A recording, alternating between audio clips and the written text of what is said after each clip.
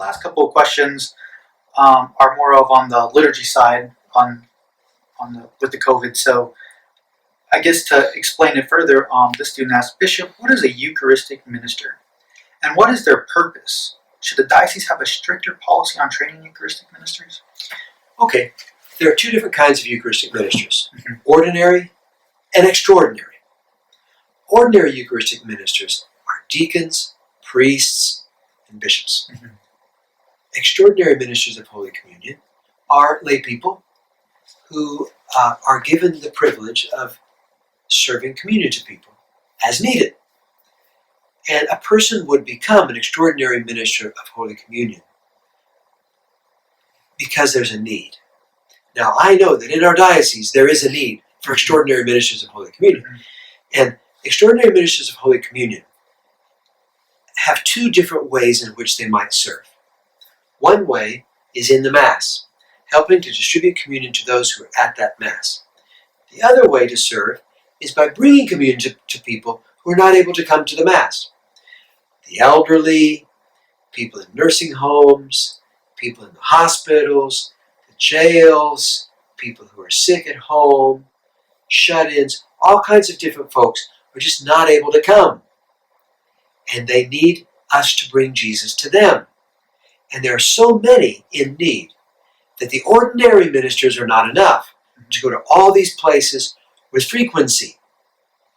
And so we need Eucharistic ministers, extraordinary Eucharistic ministers, in a serious way. Now, what I recommend is that more young adults will become Eucharistic ministers, extraordinary ministers of Holy Communion. Why? Not only because there's a need, but also because when you're serving Holy Communion in Mass and you're a young adult, other young adults see you. And when other young adults see you as a young adult serving communion in Mass, they say, this is a good place for young adults to be.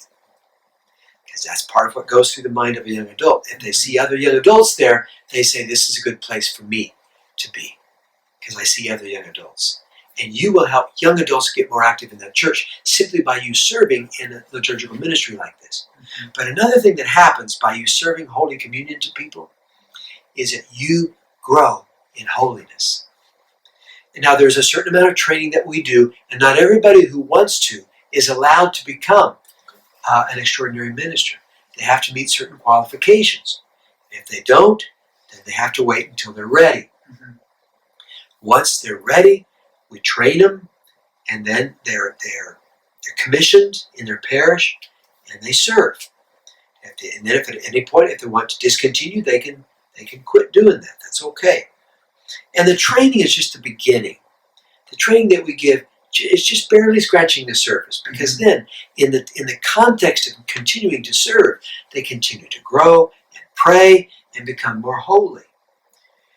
And one thing in particular that I've noticed, which I highly recommend, is the advantage to your spiritual growth as a young adult if you will bring Holy Communion to shut-ins or to those in jail or in hospitals. There's something that happens spiritually with a young adult who's bringing Holy Communion to the sick and the elderly and the prisoners. Something happens inside you spiritually. You grow, you mature in your commitment to Jesus Christ. I highly recommend doing that, and we need your help. I'm glad you said that, because I can actually testify to that, because last semester I would go to a nursing home to give communion to 2 elderly people, and there was one incident where I went to go bring her communion, and 3 days later she passed away. And in that moment of knowing that I was the last person to give her communion, it, like you said, it stuck with me in a deep spiritual way that many holy hours did not, simply. And I can testify that as a young adult, giving communion to the elderly, serving the older generation through extraordinary ministry, I very do recommend it, and it's been a great, I guess, influence and growth in my own spiritual life. That's a great example. I would guess that someday, Ryan, if you remain faithful to Christ and persevere as a Christian to the end, if you can persevere in your Christian goodness and love till the end, you're going to go to heaven. And when you go to heaven, she's going to be there. She's going to say, "You're the last person that gave me Holy Communion. You gave me bread for the journey of my soul to this place of heaven. Thank you."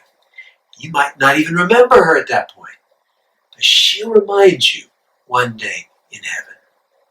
Thank you, Bishop. So, and kind of going on to the Eucharistic minister, one of the students asked, with COVID-19 present, and this is kind of being the norm right now, the dioceses have not used lay Eucharistic ministers. We're getting pretty good along without the Eucharistic ministers. So when the pandemic does end, would we continue to use them in our diocese? And I think pretty much. The bottom line is, it's up to the pastor to utilize them if he needs them. Mm-hmm. If he doesn't need them, then he doesn't utilize them. He doesn't have to use them. It's up to him if there's a need in his parish. But I know plenty of Eucharistic ministers who are very holy people, and they continue to grow in holiness through that ministry. Thank you for this session, this topic on the COVID pandemic. And we'll take one more short break before we get to the last section on general Catholic questions.